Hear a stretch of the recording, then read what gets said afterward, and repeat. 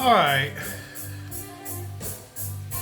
Now, I happen to be, looking, I'm browsing, through YouTube or whatever. And there was some video about like a guitar that was so unbelievably terrible. It's like, first off, it's under $100. It's going to be a piece of shit. Well, I don't know. It seems like the mono price seems to give you something for around $100. It's pretty decent. But, I got my own little thing to share because it's like I told the guy, who was commenting on, like, in fact, the really sharp edges. Yeah, even expensive guitars sometimes have sharp fret ends. Uh, the last few times I've been in a guitar center, those made in Mexico, Strat. I mean, I'm not talking about like their entry level players here. It's like even the nicer ones. They tend to have really sharp fret edges. Now, I've got this Donner. This Donner, which I've modded it some. Now, this was Sunburst. This is that one. It's that at Jazz Tele they sell Sunburst. What? Yeah, I painted it white. And I painted the pick guard gold. And I put a couple GFS, GF Tron pickups on it. The thing is, the neck was too chunky for me. I don't have, gigantic hands. And I don't like, I don't like that glossy poly on the back of necks anyway. So I took it off and I reshaped it. What I also did is I took one of these, or I don't know, maybe it was one of these. I don't know, something like it. One of these little fucking things. You just take it and problem solved. I'm not doing any fretwork on it. This is the way it came. It's one of my best playing guitars I got. All I did was I just took that lacquer off the back. Well, I did thin it down some because it wasn't, to me, rather thick. And I rounded off the edges. Take the strings off. Go to town with it with one of these fucking things. I mean, if it's less than $200, what do you give a shit if you fuck the finish up on it some? I mean, you're gonna have to round the edges one way or another. Whether you want to go ahead and do it now with a sanding sponge or whether you want to break it in from years of play, I don't know. This one had kind of sharp edges on it. I mean, it wasn't bad, but it still was enough for me to go, you know what? That edge just feels, it just feels especially hard. It's a hard edge. So I just took a sanding sponge to it on both sides, and I went to town on that fucker. I don't think I leveled the frets though. I don't know, let me see. Yeah, I don't think I did. 'Cause you can usually tell when it's still original when it's not. I've had this thing for how long have I had this thing?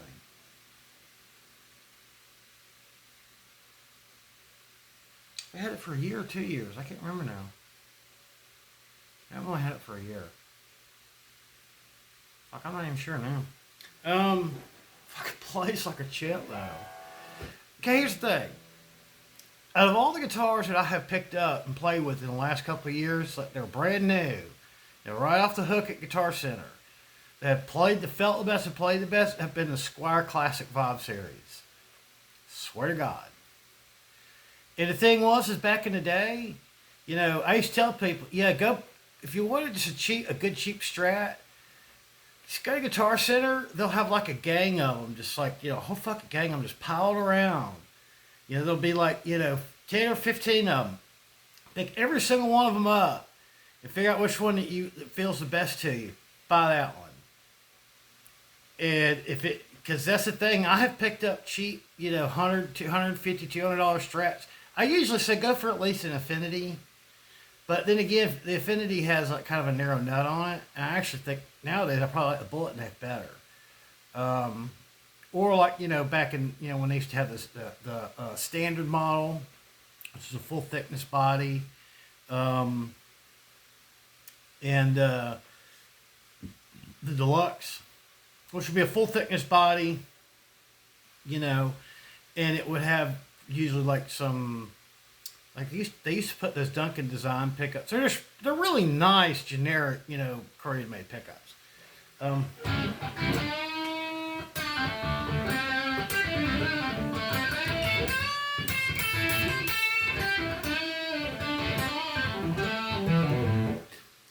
that's why it's kind of when you order shit online, it's hit or miss, and people need to. You're gonna have to figure out how to do your own shit because like mom and pop guitar shops are almost completely died. I mean, there's a few people out there, I guess, that still have a good business, you know, doing guitar maintenance, repairs, you know. There's like that guy out in Arizona, was it, Know Your Gear or whatever, Philip McKnight. You know, there's guys like him around still, you know, if you take it, he's reputable, seems like it. Or other various. I mean, amp guys will always be around, but finding people that could do a good, affordable setup is going to get more and more difficult. And it's hard to recommend big box places like Guitar Center because, yeah, I mean, it's not even an employee's fault. Once you've worked there long enough, you become extremely apathetic towards customers. That's just societal. It's a societal issue, you know. If you go work at a corporate guitar shop, you're gonna eventually hate fuck other people, and not really care if you do that great of a job.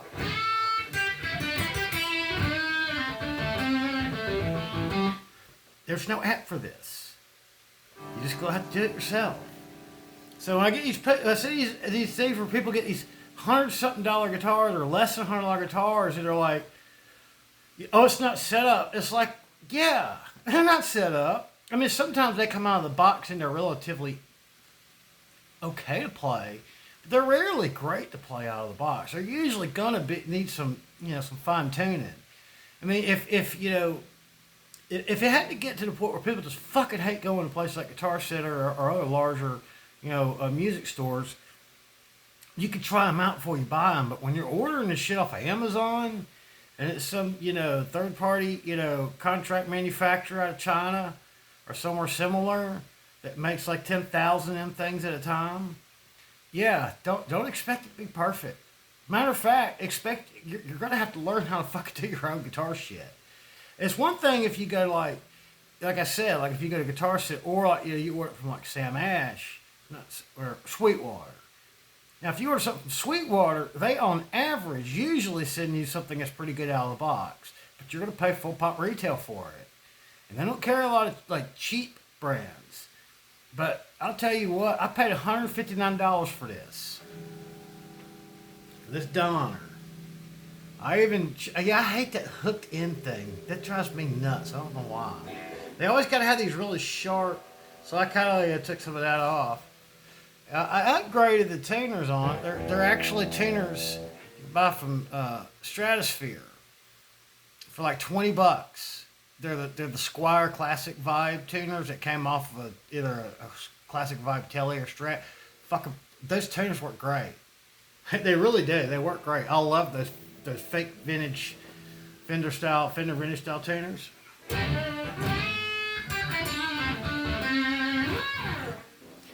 It plays like butter. All you gotta do is just, like I said, you want to play nice? You know, I would learn how to take one of these things. You know, scrape it on. It's a friction process. See, it's got these little rough surface on there, and it'll just take it right off.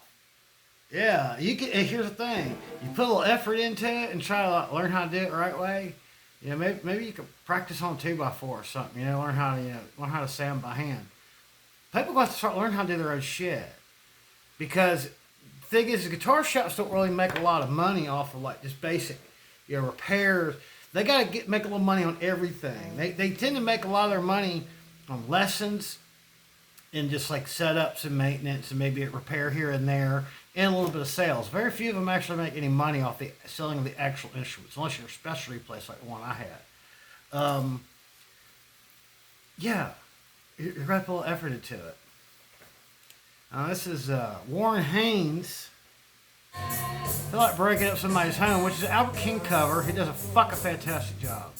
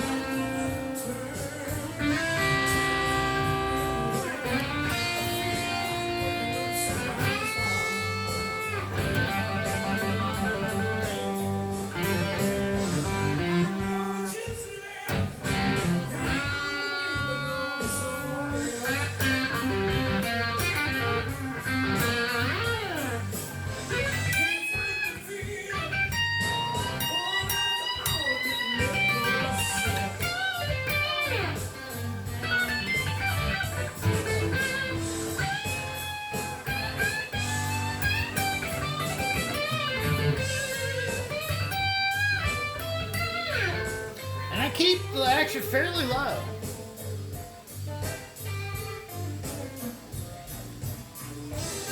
But the thing was, is, you know, out of the box, yeah, it wasn't comfortable. It wasn't. The neck was too big around. It was too sticky feeling. The fretboard edge, you know, not even just the actual fret edges, just the fretboard edge was quite harsh. It was very, it felt like it was just, it would actually kind of make that, my thumb right there where it wraps around, it would make that sore. Because it just wasn't, yeah, I just sanded the fuck out of that thing with a sanding sponge. You know what? You can't really tell. It just looks like it's broken in.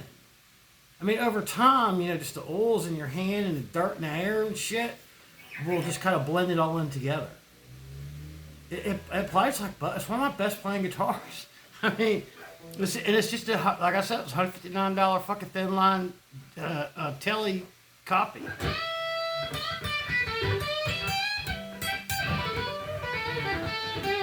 The pickups didn't sound bad, but I happened to come across these on one of their, when they were having one of their big clearance sales, where it's like these were already marked down. Like, I think if you bought these things new, you probably pay close to $100 for the set. I probably got them both for about $35. So it was more than worth it. They're actually really good sounding pickups. So the GF Tron, the Guitar Fetish, Filtertron, humbucker size Filtertron. So there's a little bit of a gap between the bobbins. It's like, see how these are real. Hold on, I got the other one. Yeah. That's one without the cover on it. See how there's kind of a gap? See, these look a little thinner, a little taller. This is much more squat, and they're shoved right up against each other. So that's why it's like it's the same size. I just spread the bobbins a little further apart. Then when you put a cover on it, you can't really notice. I mean, unless you're gonna look at it, you're gonna judge every fucking thing, you know. Yeah. I don't know. It just seems like to me, y'all don't realize that we're living 20, 25 years ago. Do you know how fucking expensive a shitty guitar was? I can't believe this right here. What I've got in it, probably about $225 with everything, with pickups and the, probably not even that much. But what I changed out, I think I changed those out, didn't I? What were they originally? Oh yeah, there was a small barrel. There's not the barrel tune. There's metal, chrome. Yeah, I don't have things. And yeah, I changed it. I painted the pick guard. I painted the body because I'm fucking sick of 3-tone sunburst. That was the only color I had it in.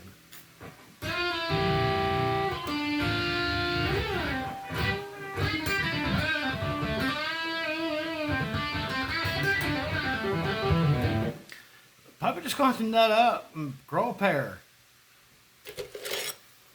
And you get you one of these.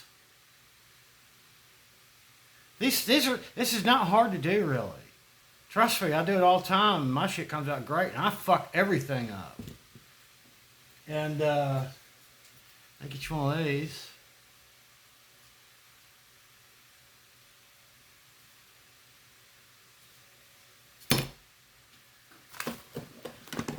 One of these. People gotta learn how to do their own shit. Yeah, I mean, the guitars cost nothing compared to what they used to cost. Here's the thing. Guitars that cost a third of what they used to are still better than those ones back from the old days.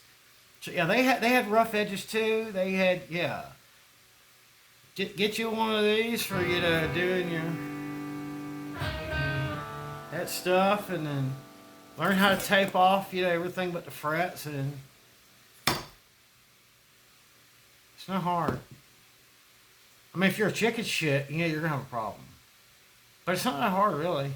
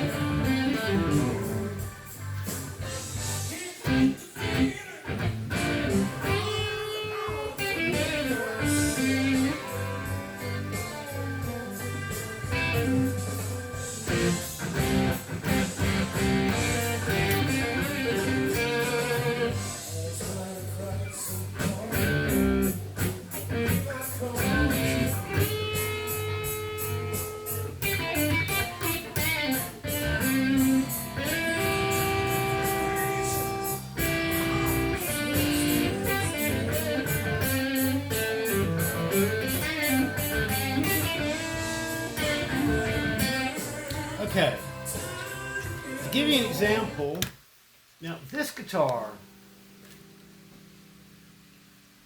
all I had to do, because I'm pretty sure, I don't think I ever did any actual, I don't know, I may have taken a little bit off the top. I don't think I did though, because usually I can tell when I'm fuck with it when I haven't. I probably cleaned it really good with some steel wool. But all you really got to do is take a sanding sponge to it at a 45-degree angle. Just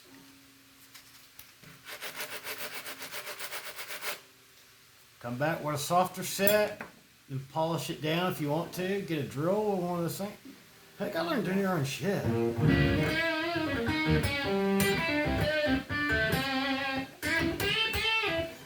Now, to give you an example,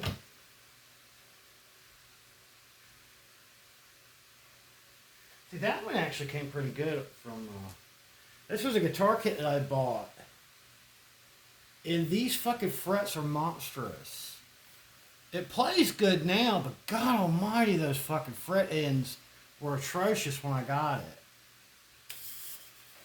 You have no clue how bad that shit was.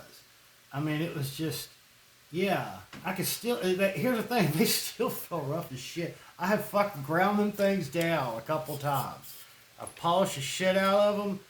They were so badly over, it's like, I don't know whether it's just because, you know, that's how badly the wood dried up. It plays great.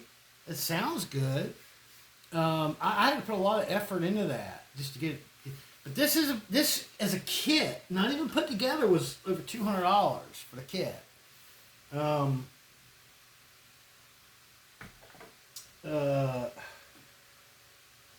one I put a lot of work into. This is the one I've put a lot of work into over the years. This is the one that probably, this was a vintage modified. I mean, I took the logo off of it. And all the vintage modified was it was basically the classic vibe 70s, but then they just discontinued the vintage modified and just changed it to the classic vibe 70s, because they're the ones that got the big headstocks. And I replaced it with an Allen Eden hardtail, alder body, you know, vintage spec. I've been real impressed with Allen Eden's bodies.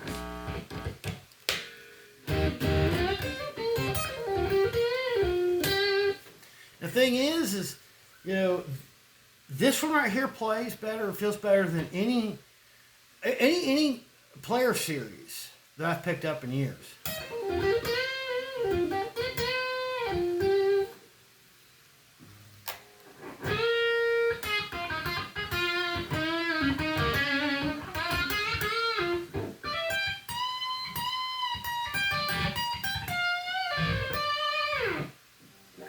I've put a little bit of work into it over the years, but I have definitely rounded the fretboard edges. So now it's got, you know, that kind of rounded feel. It's comfortable.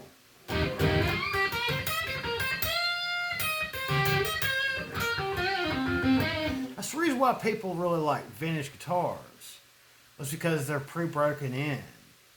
It's kind of like a baseball glove. You know, like, remember when you got a new baseball glove? I don't know, people don't play baseball anymore. When I was a kid, that was a big deal, was playing baseball. You know, back in the 80s. When you get a new glove, it sucks. That's why it's kind of like, you know, there's a certain, you know, sweet spot, you know, with them. But typically one that's more that's broken in really well is the one that you want. It's going to take you a season or two before you get to where it's comfortable for you.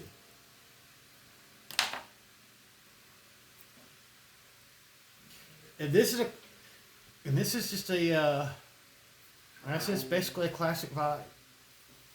Still got the stock tuners on it. Fucking work great.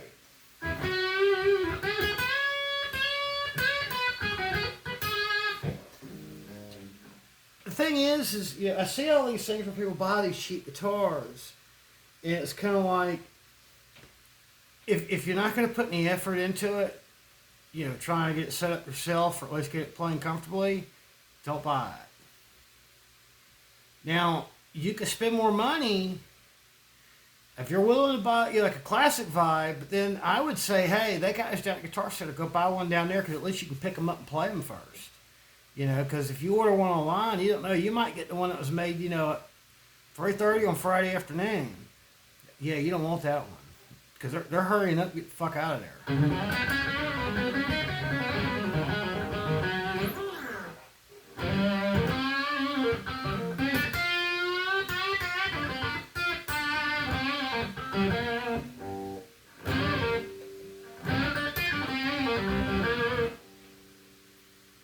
It plays like butter.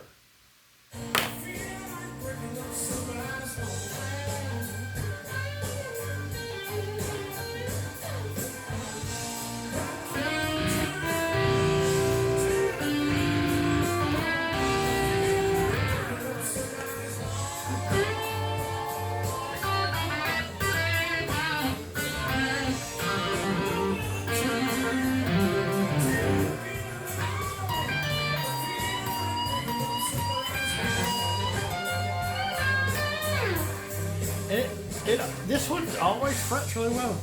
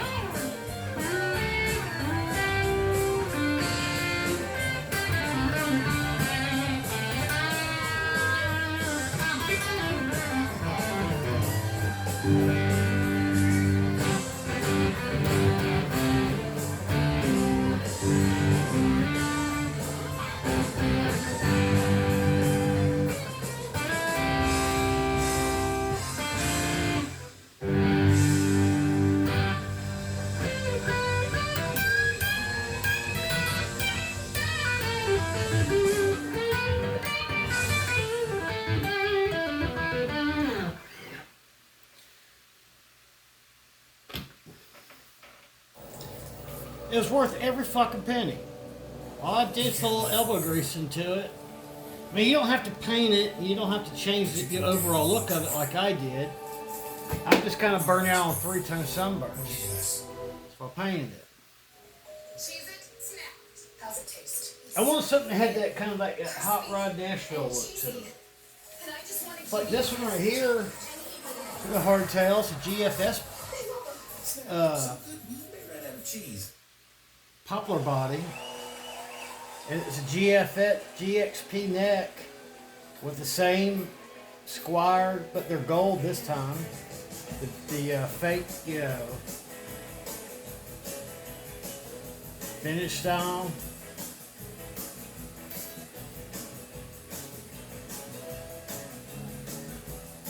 You can buy these snicks for about $70-something. I mean, you can have this whole guitar. This is a Lido body, actually. This is the cheaper one. You get about 60 and then about 70, so 130. I mean, for around $200 or a little over, you can have something that's also really nice. Now, the only problem I've had with this one is I can't seem to ever get this.